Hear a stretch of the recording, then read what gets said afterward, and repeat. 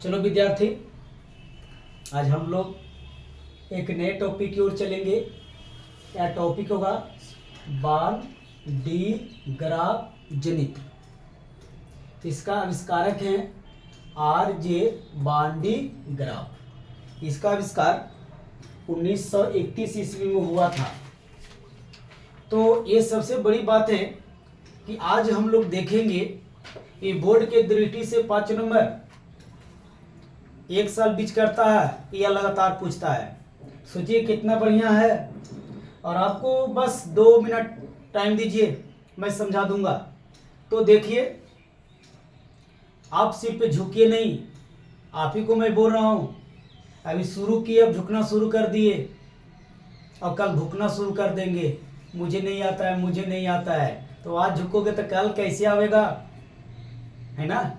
तो चलिए, झुकनी पर कंट्रोल करो ना जी, है ना। तो अब चलिए कैसे निर्माण होता है इसे देखिए। पहले हम लोग इसको फिगर को समझते हैं, उसके बाद इसकी रचना, इसकी बनावट सब मैं लिख दूंगा। तो क्या किया मैंने, सबसे पहले एक खोखला गोला लिया और ये जो खोखला गोला है ये धातु का है।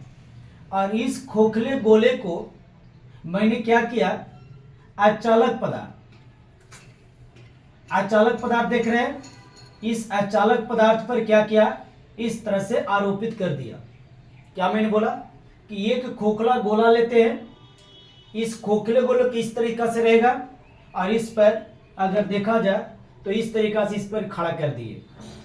इसके बाद क्या किए, तो इस खोखले गोले के केंद्र में एक मैंने क्या किया, घिरनी लिया और इसके जस्ट समानांतर दूसरा घिरनी लिया, ठीक है।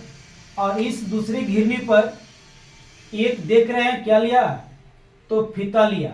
इस फीता सुखा कर इस तरह से इस पर लगा दिया। जैसे कि आप लोग देखे होंगे, गेहूं वगैरह पिसाता है, धान कुटाता है, तो इस तरह से पट्टा लगा हुआ रहता है।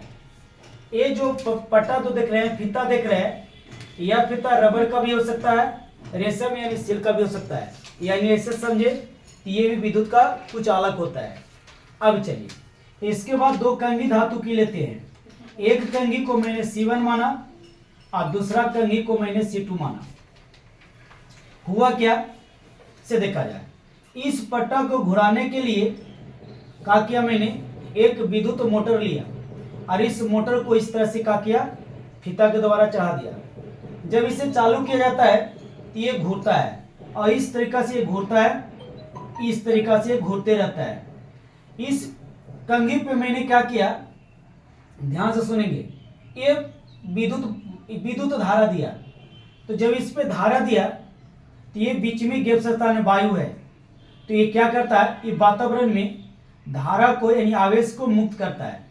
तो जो ये पट्टा होती है ये इसको क्या करता है, ऊपर की ओर लेके चला जाता है। पूर्ण रूप से नहीं, कुछ हल्का फुल्का चला जाता है। लेकिन यहाँ पे देखिए, अगर इस पे प्लस है और ये धातु है तो यहाँ पे प्रेरण के कारण इस पर माइनस आवेश आवेगी। और जब इस पे माइनस आवेश आवेगी तो इसकी दूसरी सतह पर क्या होगा, प्लस होगा। हम लोग पढ़ा था, क्या पढ़ा था, ध्यान देंगे, सुना लीजिए। अगर इस पर हम धन आवेश देते हैं किसी युक्ति के द्वारा तो इसके प्रेरण के कारण इस पे क्या होता है, माइनस साइन होता है, लेकिन इसके दूसरी सतह पर क्या होता है, प्लस होता है। उसी तरीका से ये जो कंघी देख रहे हैं, धातु का कंघी, और इस पे प्लस देख रहे हैं, तो प्रेरण के कारण इस पर माइनस आया, लेकिन इसके दूसरी सतह पर, पीछे वाले सतह पर क्या होगा, प्लस आवेश चला आया। और इसमें देख रहे हैं कि इस तरीका से घूर रहा है, तो इस आवेश जाएगी। तो इसमें अगर आवेश का मान अगर ज्यादा हो तो उसे कम करने के लिए ये धरती के संपर्क में मैंने क्या किया बाबू, इसको संपर्कित करा दिया। इसको यहाँ पर रख लीजिए, अच्छा रहेगा। ये इसमें कर दिया, क्योंकि आवेश ज्यादा होगा तो इससे होते हुए चला जाएगा। तो इस तरीका से हमने क्या किया, तो बांडी ग्राफ का निर्माण किया। यानी हम नहीं किया भाई, यानी वैज्ञानिकों ने इस तरह से किया। तो चलिए, आपको समझ में आ गया होगा। मैंने क्या बताया कि गोला देखे हैं आप, अब देखिए ये कार्य कैसे करता है, आपके पूछेगा इसकी रचना, इसकी कार्य। तो रचना में सिर्फ इतना ही बताना होगा कि खोखले, धातु के खोखले एक गोले लेते हैं, उसका एक किनारा नीचे वाला खुला होता है, वो किसी अधातु के खंभे पर क्या होता है, आरोपित रहता है। इसके बाद इसके केंद्र पे एक घिरनी होती है और इसके समानांतर दूसरी घिरनी होती है। दोनों घिरनी पे एक फीता लगा हुआ होता है और वह फीता क्या होता है, विद्युत का कुचालक होता है, रबड़ हो या सिल्की होता है। इस पे एक दो कंघी होती है, C1 और C2। इसको सुरक्षित प्रदान करने के लिए या विद्युत धारा इतना काफी उत्पन्न करता है, तो इसे जलने के लिए जुक्ति को या अगल बगल माध्यम जो हो उसको जलने से बचने के लिए ये जो देख रहे हैं एक कंक्रीट यानी सीमेंट का इस तरीका से बना दिया जाता है ताकि अगल बगल कुछ नुकसान न हो। इस तरीका से बांडी ग्राफ का निर्माण होता है। दूसरा बात मैंने क्या बता रहा हूं, ये कार्य कैसे करता है। यहाँ पे किसी जुक्ति के द्वारा इसमें आवेश दिया जाता है, तो जब इसमें आवेश दिया जाता है तो ये अपने को वातावरण में या बगल में मुक्त करती है। तो ये जो फीता होती है इस आवेश को आगे की ओर लेके चला जाता है। यहाँ पे जाता है कि धातु की कंघी C2 होती है, तो प्रेरण के कारण इस पे माइनस आवेश आती है, और जब इस पे माइनस आवेश आती है तो इसके पीछे प्लस आवेश का क्या होता है, निर्माण हो जाता है, क्योंकि यहाँ पे मैंने समझाया।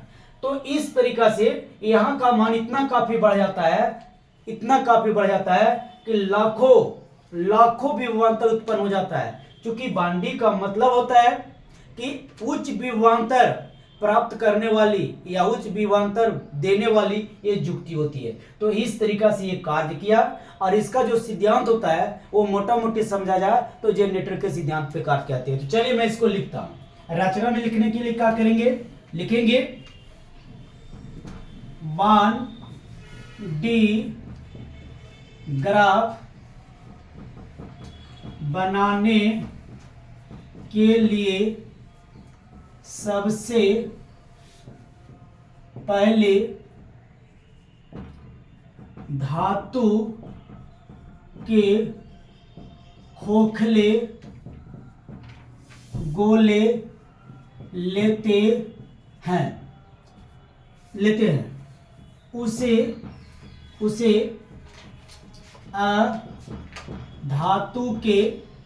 अधातु के दो खंभे पर सेट कर देते हैं। गोले का के निचला भाग खुला रहता है। इसके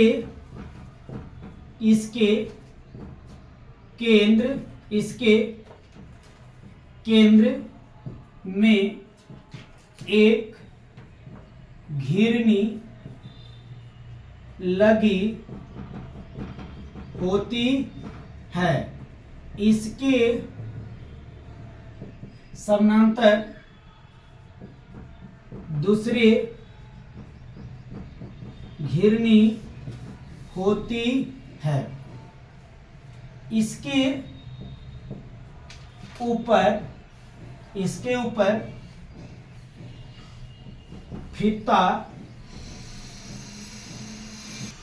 फीता लगा होता है। इसे घूरने के लिए एक विद्युत मोटर लगा होता है। अब चलिए, तथा धातु की दो कंघी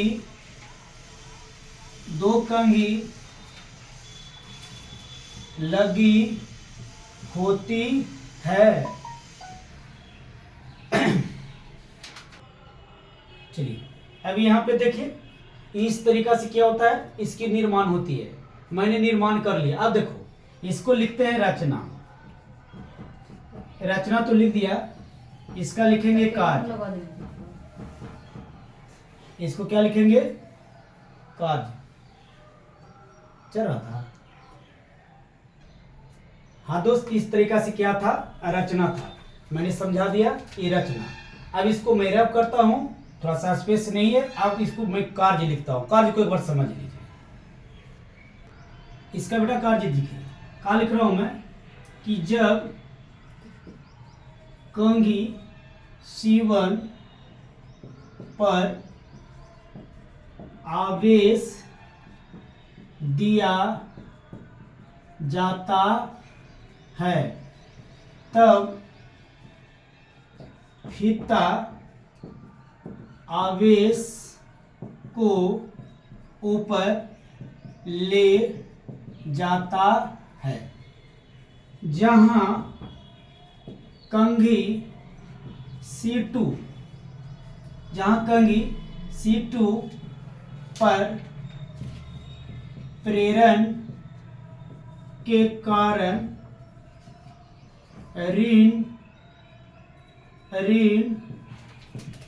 आवेश उत्पन्न हो जाता है तथा इसके सतह पर यानी इसके सतह के पीछे, इसके सतह के पीछे धन आवेश की उत्पत्ति होती है और इसका मान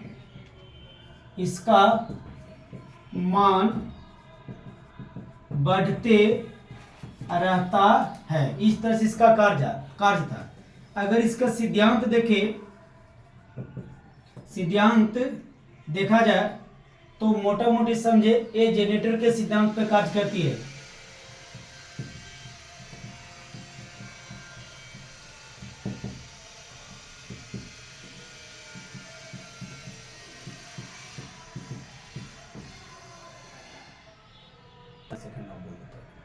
चलिए विद्यार्थी, इस तरह से मैंने इसका कार्य विधि दोनों देख लिया। आपको समझ में आ गया होगा। थोड़ा सा एक दो बार देखेंगे और विशेष रूप में समझ में आएगी। चलिए आज की वीडियो यहीं तक रुकती है। कल मैं फिर मिलूंगा। तब तक के लिए धन्यवाद।